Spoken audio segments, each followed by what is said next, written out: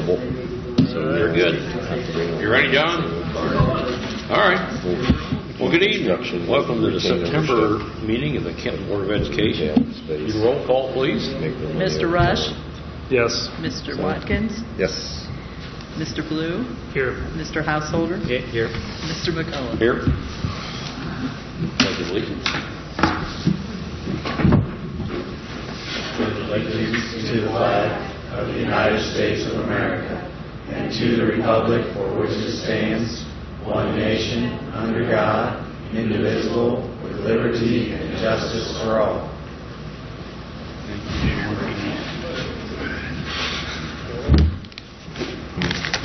Approve or corrections to the minutes of the regular meeting, August 15th, 2016, and the special meeting as of August 29th, 2016. Motion to accept. Householder. Second. Move. Discussion. Vote. Mr. Watkins? Yes. Mr. Blue? Yes. Mr. Householder? Yes. Mr. McCullough? Yes. Mr. Rush? Yes. Very good. Principal, supervisor, None faculty, tonight. new band uniforms. It's real nice. Let's hear about new band uniforms. You're on. Okay, we're on. All right.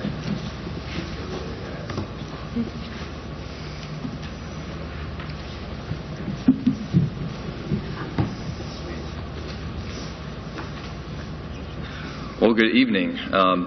Really, I'm not going to do a whole lot of the talking.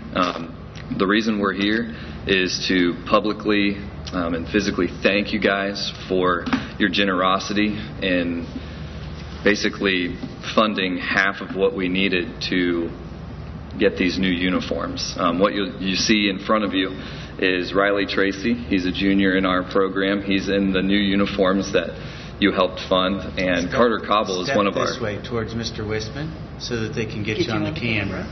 Yep. A little more. Keep coming. A little more. Oh, There you go. Wow, you're live.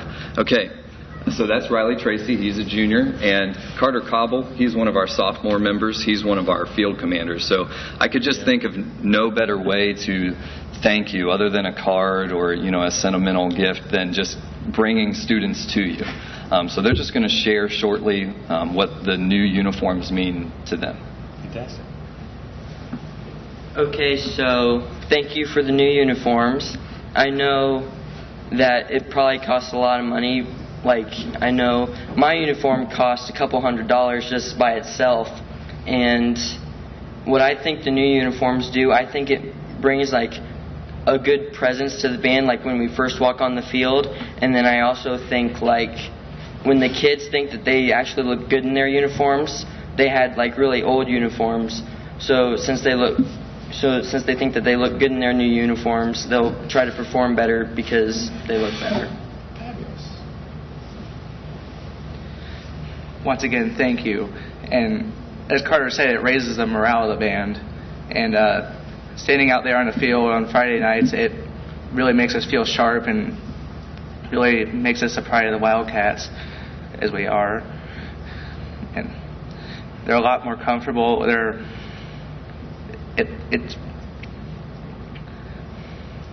They really just raise the morale of the band. Fantastic. That's a good thing. So again, thank you all. We can't do what we do without your support, and we know it starts from the top down. So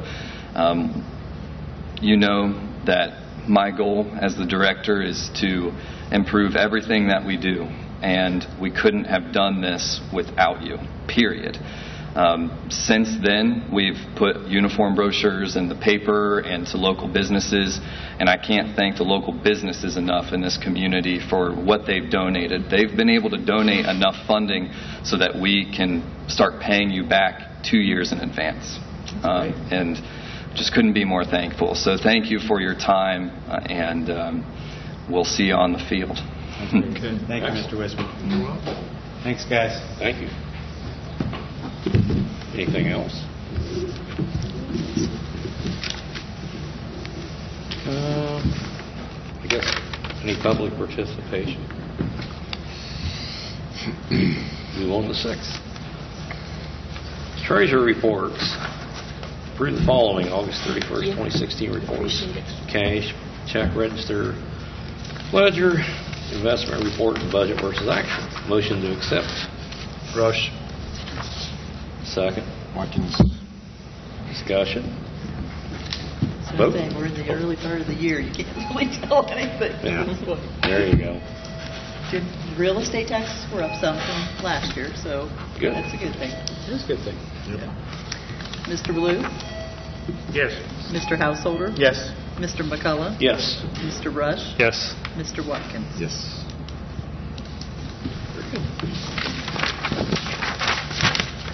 Okay. Number 7. Superintendent's report. Thank you. I just wanted to share out a little bit about the report card and as well about our district report that we recently posted on the website. So first of all, just to give you a little background, and we did do a cover letter for our district report, which is also available when you pull it up on the website. But just to share a little information about the report card, and not that you haven't read enough in the news or that you've not seen it, or if you talk to any teacher across the state, some of the concerns. But what I did was just to pull up the state report cards, school and district state report cards from last year to this year, and it gives you a pretty good picture of how these assessments are changing, as well as just what schools are expected to do. So in the letter, we talked about the achievement indicator. And in 14-15, 211 schools got an A for indicators met, 99 a B, 71 a C, 124 got a D, and 104 got an F.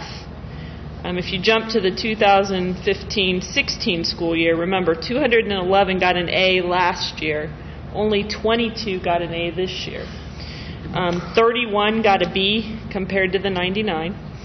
41 got a C compared to the 71. But listen to this. D's jumped to, let me make sure I'm looking at the right number. The D's jumped from 124 to 200 and, wait a second, I'm on the wrong one. Sorry, 124 to 128. So that one was kind of the same, but if you go to F, it went from 104 districts got an F to 386 districts got an F. And so that to me says a lot just about all schools in general and knowing what the expectation was. And when we dug a little deeper, and I kind of shared some of this before the meeting started, but the whole point of the K-3 literacy piece, it says how successful the school is at getting struggling readers on track to proficiency in the 3rd grade and beyond. Well, if you look at Kenton City Schools' score, we got an F in K-3 literacy. But 99% of our students, then I don't know exactly the number of enrollment in our 3rd grade, but let's just assume it's 150 because we roughly have 150 kids per grade. Guys, we had one that didn't pass. But our score is an F. And so to me, there's something fundamentally wrong with that, because if I look at the report card and I look at the F, I would think this school has a ton of remediation going on in the 3rd grade. Their kids aren't ready for 4th grade. And our intervention programs and the things that they've implemented and the work that's been done here for years has really paid off. But to have 99% of our kids pass and to get an F, I don't know if that's a real accurate picture. But on the same track, there are a lot of things within that report card that we know and that we're working on. So there is value if you can get beyond the letter grade and you can actually get down to the data of it. So one of the things that we know we need to work on, we're not a district that believes in teaching to the test by any means. We have an expectation of what to teach, but we also want our kids to be successful. But part of that barrier is the fact that they're taking it online. So imagine our kids don't have a lot of practice taking assessments online, and then the one that matters is the one that's online. So we know as a district that we need to do better with teaching technology skills for those tests, as well as having our teachers be able to have the kind of apps and the kind of programming to be able to develop online assessments so that kids can practice. And our tech teachers and what we've redesigned, I know Ryan had a huge role in redoing the curriculum and making sure our alignment's there to make sure all the kids have the skills they need.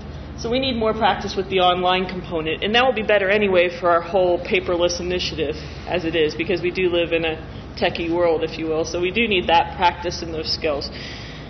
We also added a ton of new curriculum, and the reason was because our resources weren't aligned, and they didn't, I don't know if they were just outdated, if you will. Our teachers needed some kind of baseline resources and data, whether it was online assessments or just updated curriculum, because it keeps changing every couple of years. So just to remind you, we're in the second year of our math curriculum implementation, and if you really dig deep in the report card, you can see some growth in math already. We also implemented a brand new science curriculum this year, and if you do look at the state scores and you do dig a little deeper, our science scores are low.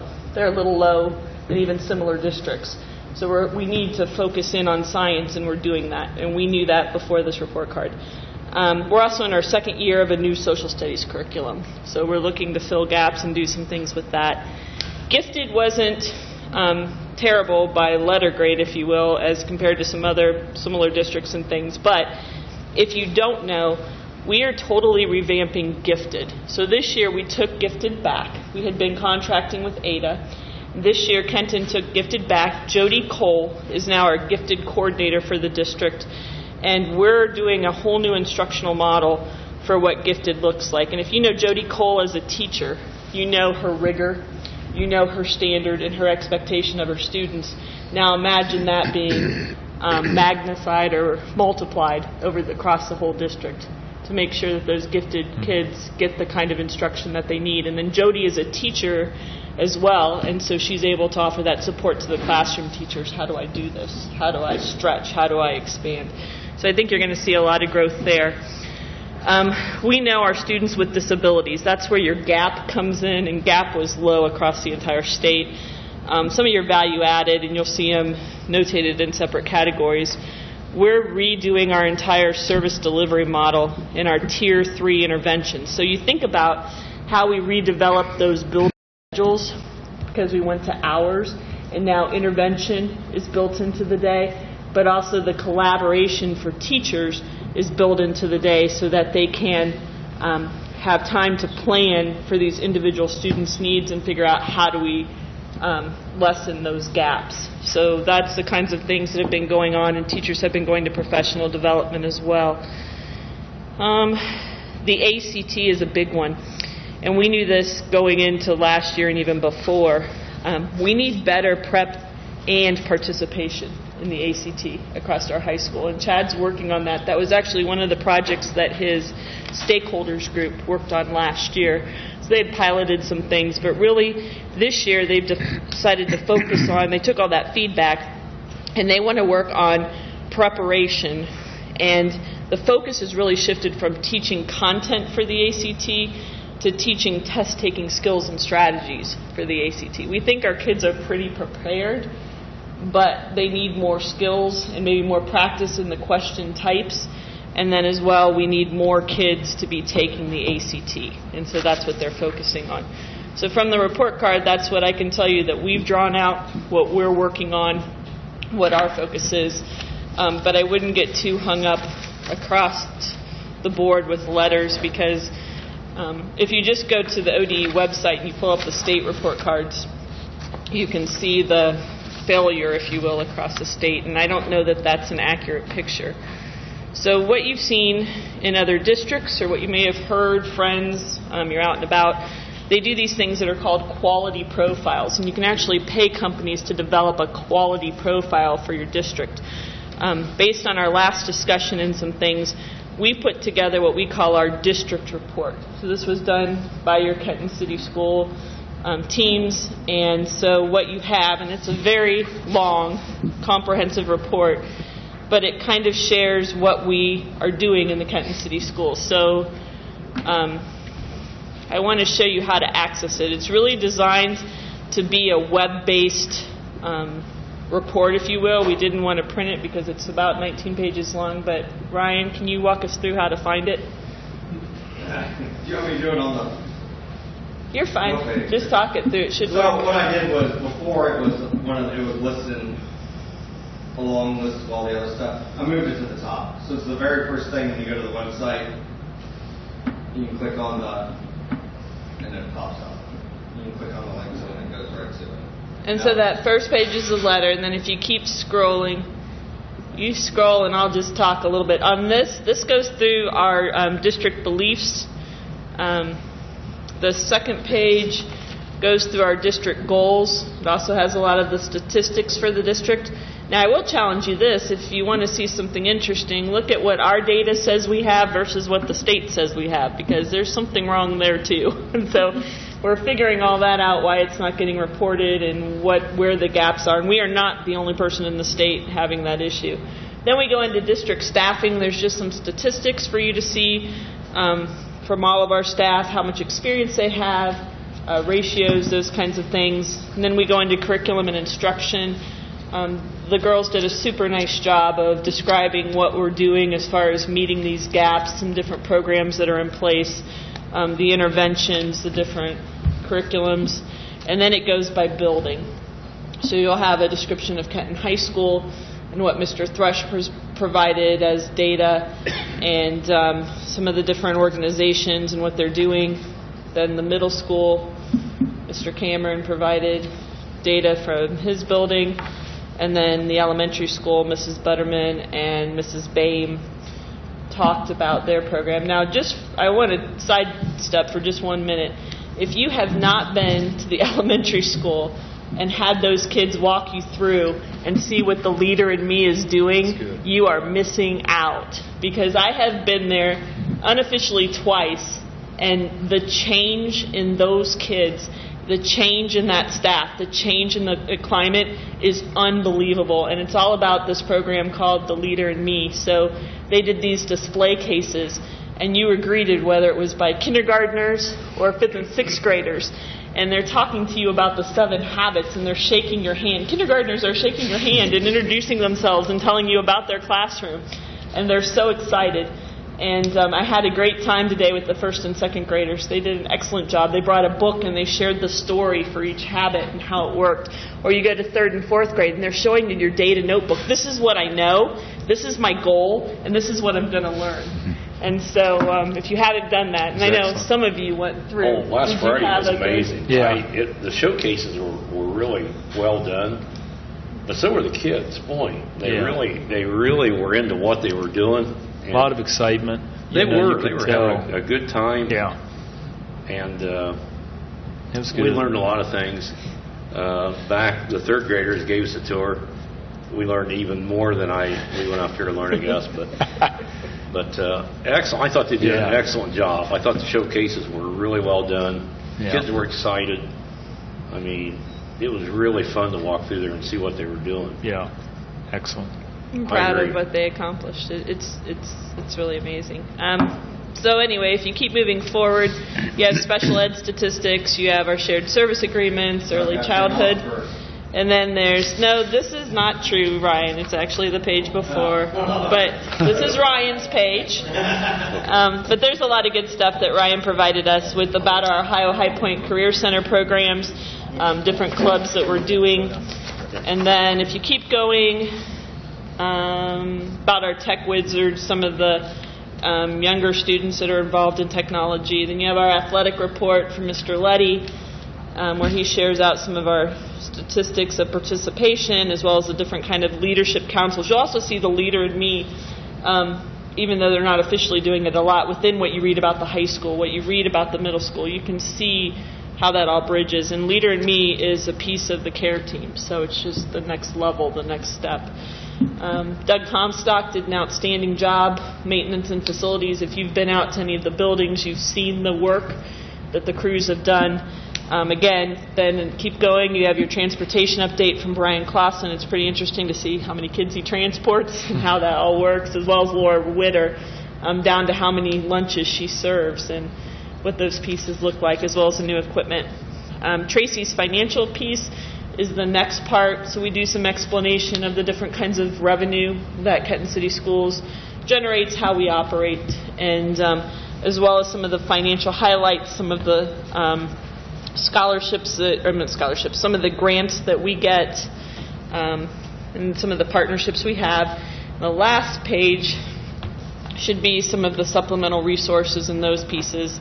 And somewhere in here on one of the pages, I bet it was the special ed page when Ryan and I were arguing about technology, that had the grant, what they do in scholarships, the scholarship pieces in here somewhere. But that's pretty amazing too when you read the scholarships and what this community provides our students. It's just absolutely amazing. So by no means do I feel like we're an F district.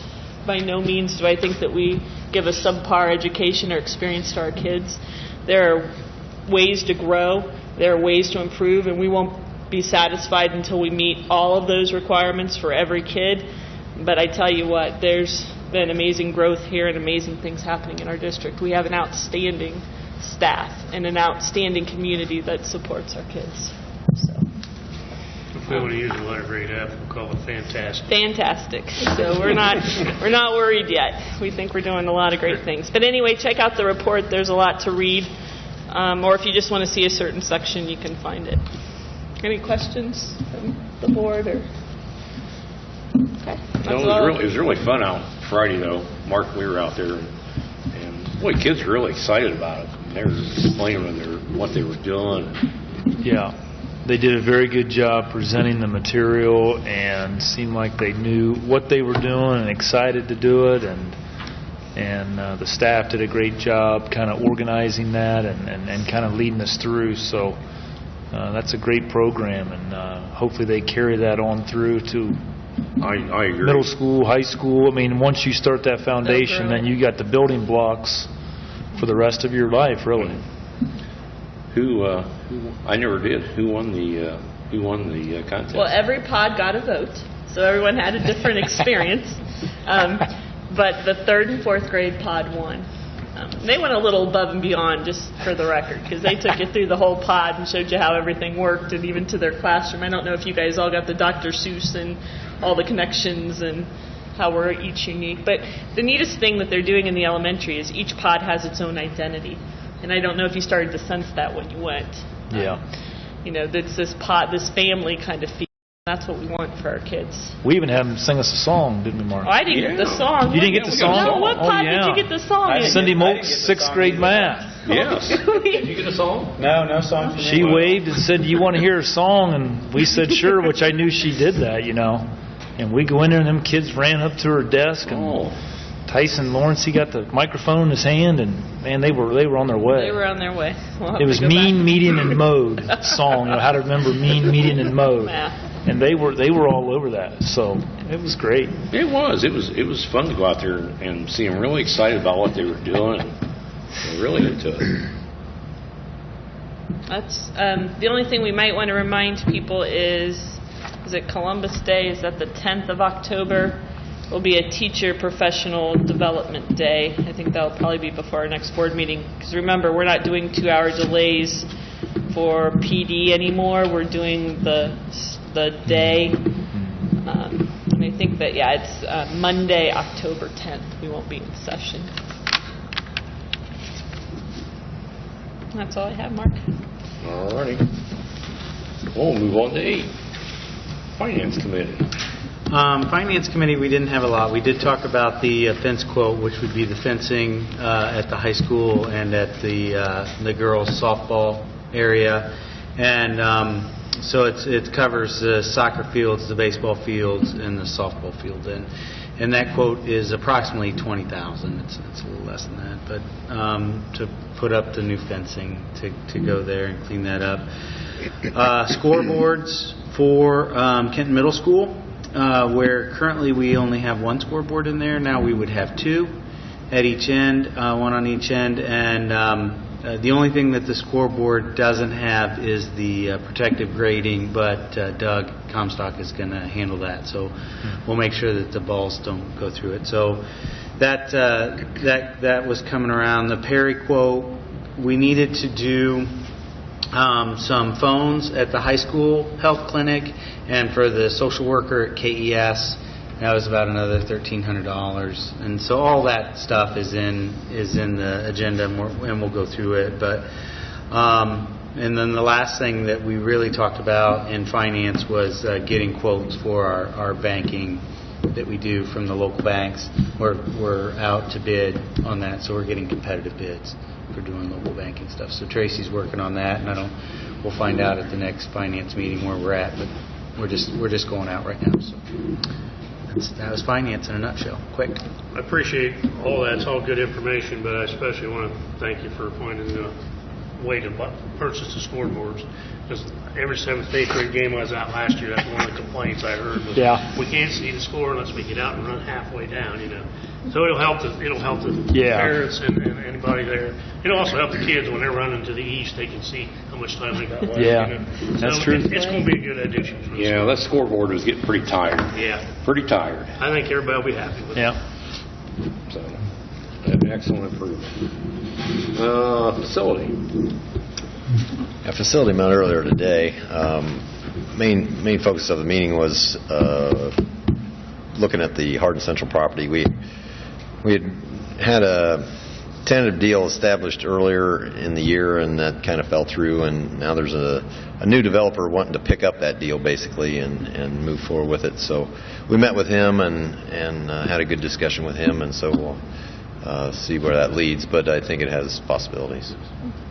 We also talked about the bus garage schedule, and so if the sale moves forward here, then the bus garage move becomes more urgent, and so we're starting through that process of how we're going to move forward with that. We did get some information from the legal side about what our options are. We don't have to work through the state bid process and all that to do it because it's a non-educational facility, so it frees us up a little bit to do it basically on a design build type request to different suppliers. So that'll, I think, be a little more efficient and also speed up the time window we can do it in. I think it should work pretty well if we can get that organized and get bids in that are within our realm of budget, I guess. Should be able to move forward with it fairly smoothly. Did you find out anything about those tiles then? Yeah, we did go look at that. There's some what farmers call blowouts, but they're really suck holes or broken tile that have sucked in dirt in the grass waterway that runs from Silver Street towards the east end of Silver Street into that woods that's on the northeast corner of the property out on 114. So I don't think they're a big deal. The county is going to do some work. Apparently, and do you know, Tracy? But they are scheduling work to do on the ditch out there. So they must have approved the I just got the bill today. The maintenance. The maintenance. The ditch maintenance. So when they're out there, they're supposed to take a look at those tile then too, because they'll have their equipment there, and they'll look at them before they get there, give us a bid on it, but they should be able to do that. I don't think it'll be too big a deal. Person in the back has a question. What area are you talking about? We're having trouble hearing you there. Oh, I'm sorry. Out at where the elementary is, if you go on east on Silver Street, there's a grass waterway that runs on the north side of the street down into the woods that's on the northeast corner of the property, clear over on 114. Where the path is? No. So it's on farther east. You need to go north. So from Silver Street, go north to 114. It's in the middle of the farm field that we rent at this time. And the reason it all came about was because we were doing some clearing out of the dead trees and some of the brush in the woods, because we were trying to write a grant to do some outdoor science and environmental things in the woods. And then as they were clearing it out and removing the dead brush and things, they found these tiles that had blown out, if you will. And so we were looking at how to get those repaired. And this morning, I misunderstood. I thought the problem was in the woods, but it's not. It's in the waterway, so that makes it very accessible. It's just some basic tile maintenance needs done there, drainage maintenance. So we sent out our expert today. So yeah, somebody willing to fall in a hole. Yeah, there you go. that's pretty much it. All right. Extracurricular. Yeah, we met September 16th, and we reviewed, kind of piggyback what Dave had talked about. We talked about the fences and so on and the scoreboard. We're also going to do some field maintenance on the baseball and softball. Got both pitchers' mounds that basically are kind of sinking, so we need to invest in some clay and build those back up to where they need to be. There's also a lip when you go like from the infield dirt to the grass. That should be like a smooth transition. So we're going to fix the lip on that, so for like ground balls, they don't That's pop to our up. advantage. We know how to play the lip. The other competitors don't. That's true. That's true. Good point. Yeah, and some brick dust and some dirt to be brought in to kind of clean them up, and we're also going to have some rocks, stones picked up, not the real small ones, but other stones to pick up. So we'll be doing that, and then we talked about bleachers, maybe upgrading our bleachers, but we're going to evaluate the finances on that, but soccer and baseball and softball bleachers, possibly invest in those in the future. That's about it. Career Center. Not really a whole lot to report since last meeting. We did get underway, and things are going well as they are here. Trying to get all the summer projects completed and the new renovations and everything that we're spending a whole lot of money on. Some of the estimates come in a lot higher than the projections, so we got to reevaluate some of that before they move forward. But everything's going good. Excellent. Excellent. Policy. Policy did meet, and we've reviewed some policies that were job description changes and those kind of things with the curriculum stuff that we were doing with Julie and Jody and those kind of things. And so job descriptions were updated in our policies and through that. And we're also reviewing a policy with the health clinic in mind. We don't have that settled yet, so that's not brought to bear. And then next month or month after, probably we're going to have our whole Neola package that will come down from on high, and we'll get to say yes to that. So, and the guidance evaluation was part of it. Oh, and the guidance. So there's that's right. There's a requirement that we have to pass a policy regarding how we evaluate our guidance counselors. So it just follows what we've done across the board with the other. Right. We do like our teacher evaluation type thing. So yeah, that's pretty much it in policy. Nothing striking. Any other old business? I think so. Move on to new business. We will go item 10A through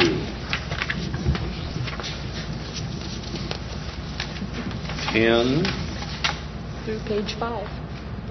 L. I'll put a motion on the table to read it so that we can go through it. Sure, I'll point you to read all that. No, not actually read through it, but just to talk about it. Oh, there you go. Okay, I'll move. have you make a motion? Second? Rush. What do we got here, Mr. President? Pardon? What do we got here? We got approvals.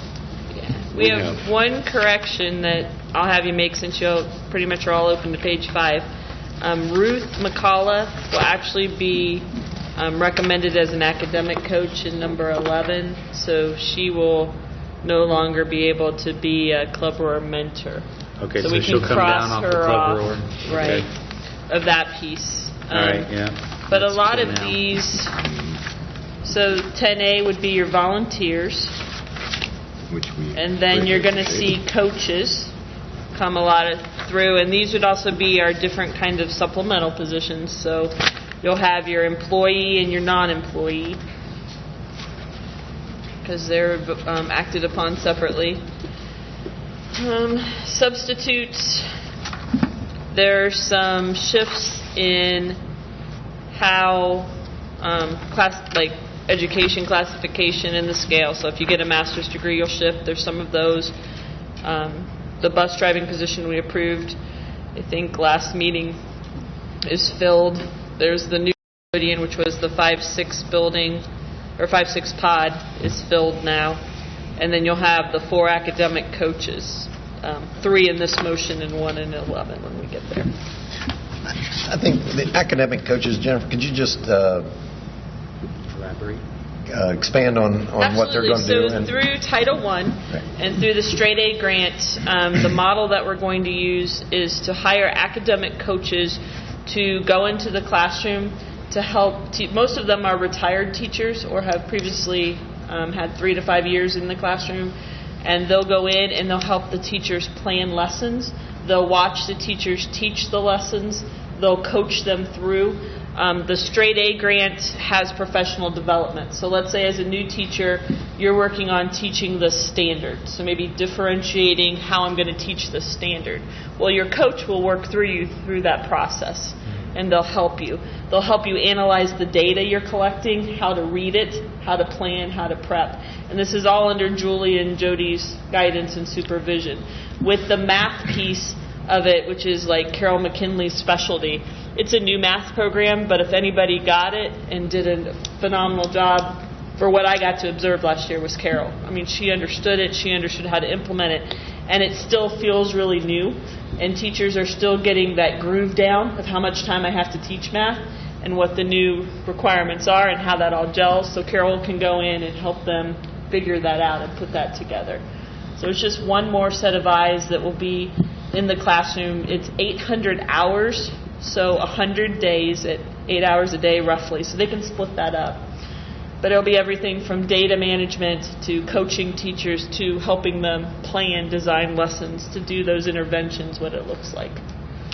I think when you combine this, and I think there's 2 important things. One is you combine it with what your discussion was earlier.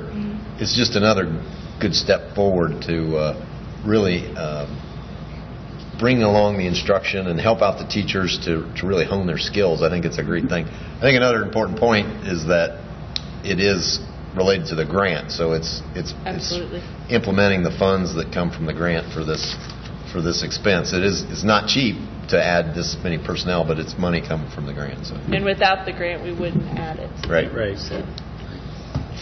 All right. Anything else? Vote. Mr. McCullough? Yes. Mr. Rush? Yes. Mr. Watkins? Yes. Mr. Blue? Yes. Mr. Householder? Yes. Very good. Item 11. Approve Ruth McCullough, academic coach position, 1 year. And for an obvious reason, it was separated out from the other 3. Motion to accept. Watkins. Second. Rush. Discussion. Obviously, I will be abstaining. We won't hold our relationships to outside, the classroom. Yeah, exactly. There is a committee, there is an application process. This is a recommendation from my committee, and they made good choices. Well, we won't hold her status against her. They did an excellent job. Well, vote. Mr. Rush? Yes. Mr. Watkins? Yes. Mr. Blue? Yes. Mr. Householder? Yes. Mr. McCullough? Abstain.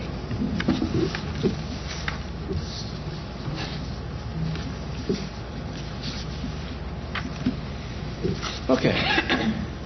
Into 12. Authorization and resolutions goes from 12A to 12G. Motion to accept. Blue? Householder? Discussion. I guess these are just field trips for JROTC. The job descriptions that I talked about out of policy. Correct. The guidance counselor evaluation, this is where all that stuff is. So, And the 12A was just our summer mechanic substitute rate never got changed when we changed the other ones, and we need to make that one. And is ROTC going to the Bahamas, does it say? Is that what? That's what it Yes. says. I think it should be an excellent recruitment tool. oh, you thinking about Yeah, I'm yeah. chaperone down there. Yeah, see if I got any eligibility left. It aligns to what they teach, their curriculum. They can show you. I've sat through the discussions. Oh, yeah. They do a great job. Oh, yeah, they do. They do a great job. I agree. It's good for them. A little farther south than the band goes. Yeah, further south. Yeah. Vote. Mr. Watkins? Yes. Mr. Blue? Yes. Mr. Householder? Yes. Mr. McCullough? Yes. Mr. Rush? Yes. Okay. I guess we're going to go to an executive session, discuss sale of the property. No, that's, we had to add that. What's that? Yeah. Pardon? Yeah, there'll be no further action taken. So, just before we go into this, I'll tell you the next regular board meeting will be October 17th at 7 p.m. here at the board office. Anyways, we have to vote on this. Oh, we have to get a motion and a second. Motion to go into executive session. So moved. Watkins. Householder. Very good. Can we vote? Mr. Blue? Yes. Mr. Householder? Yes. Mr. McCullough? Yes. Mr. Rush? Yes. Mr. Watkins? Yes. Okay. And that'll be what, 7? It's good to me. 7:41.